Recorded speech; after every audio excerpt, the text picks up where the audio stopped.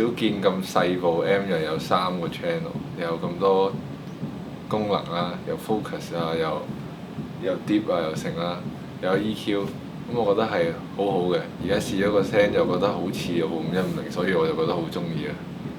真膽 M 始終你點樣扮佢，點樣似佢都好難100% 嘅，咁就始終真膽 M 係再實在啲，再通透啲。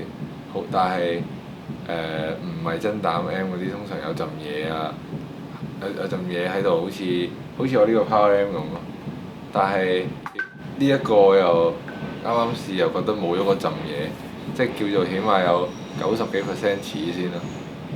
我 SFX 我落呢個點都有嗰陣假膽味，嗰個罩住。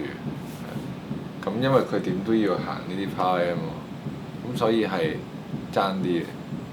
咁所以係冇你呢個咁真實咯，隻聲係啊，通透啲，爽啲，即係似翻個真 M。係 SFX 其實擺明聽到係假㗎啦，佢係貨你出啲 full range 呢啲 speaker 㗎嘛，就好聲啲咯。係啊，但係如果你出呢啲一聽就知係假啦。我最中意就係個 size 夠細，同埋個 design 簡單啦，中意，同埋個聲又真係好似我中意個5150。